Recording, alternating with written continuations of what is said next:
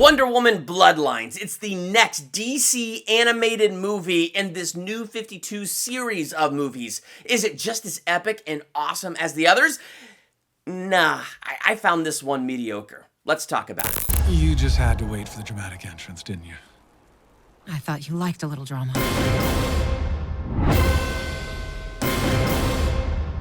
Welcome to Durbania. I'm Durbin, and this is my spoiler-free review for Wonder Woman Bloodlines. It's available on digital now, and I watched it over the weekend. It'll be out on Blu-ray October 22nd. So is it great? Is it worth checking out?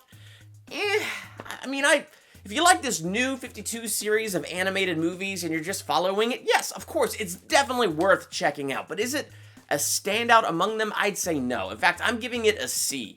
When I take this movie and I compare it to the other animated movies in this new 52 line, this one is kind of average in comparison. I mean, you watch Justice League War and the Justice League come together and form. The stakes are high, the action is good, the characters are fun, the story is great. Same thing with Justice League Throne of Atlantis. I loved the death and return of Superman two-part movie they did there. It was just so good. There's been a lot of stuff that I think this new 52 series of movies has done well. And this one, the bulk of it takes place after Batman Hush. You have the death and return of Superman, Batman Hush, and then, you dive into this one.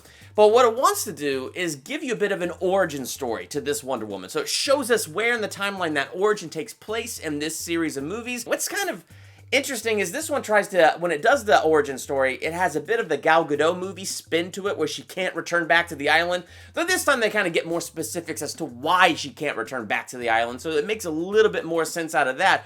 But there's like this call to urgency. It's urgent why she has to leave.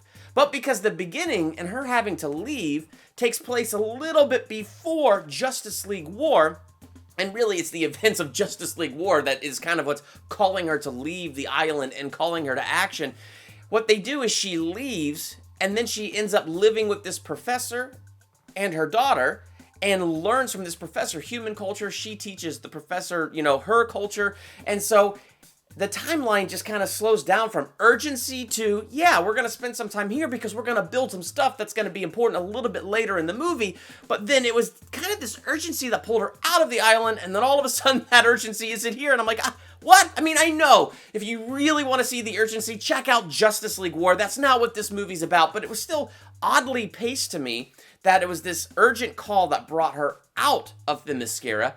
And then we slow things down because for this movie and this plot, well, we got to really begin some of this character development. So that felt odd to me, and that's one of the reasons this one gets a C to me. It's just because the pacing of the story felt odd to me. And then it jumps to where we are now after Batman Hush and all of that, and we kind of get thrown into a line of Wonder Woman villains. And me not knowing too much about Wonder Woman, having never read the stories, like I wanted to know a little bit more about Cheetah and Giganta and some of the other ones that are featured in this, but they kind of just went through it really fast to give her a few action sequences to build to the story and build to her needing to get to Themyscira, which I even felt the need for her to return home, the driving force that brought her home, wasn't as high stakes as Darkseid coming in, Justice League War or Throne of Atlantis, the events that led to Arthur becoming Aquaman.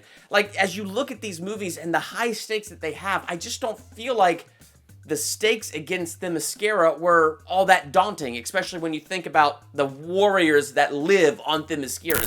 Poison and Cyber may have declared war on Themyscira. But if there's one thing Amazons know, it's how to fight a war. So let's get the positives, though. I think when they get into the action of this, it's really good. And one of the things it does really well is it shows you the heart of Wonder Woman. It shows you her love for humanity, her love for those who are close to her. So they do a good job characterizing Wonder Woman and showing you her heart. So they do a good job with that. But as a whole, the story just felt kind of oddly paced. It was a little fast, slow, urgent, not urgent, and then I don't know. That's kind of just me in general where I felt. So if you like this series of DC animated movies, the new 52 series beginning with Justice League War, I think it's worth checking out. It falls in line with that. It's pretty decent overall, takes place after Batman Hush, so it's a good way to continue on the story and learn a little bit more about this Wonder Woman. But I just feel like in comparison to the stories and the high stakes of some of the other movies in this series of films, it just isn't quite there. It falls a little bit short, so it hits that average grade for me. What did you think of Wonder Woman Bloodlines. Do you agree? Do you disagree? Let's talk about that in the comments. And while you're there, hit the subscribe button to become a Durbanian and hit the bell by the subscribe button so you're notified the next time I drop a movie review, ranking video, theological analysis, trailer reaction, or anything else I do here. And if you like what I do here, check out my Patreon page. I have the link to that in the description. I'm Durbin. Thanks for checking out Durbania.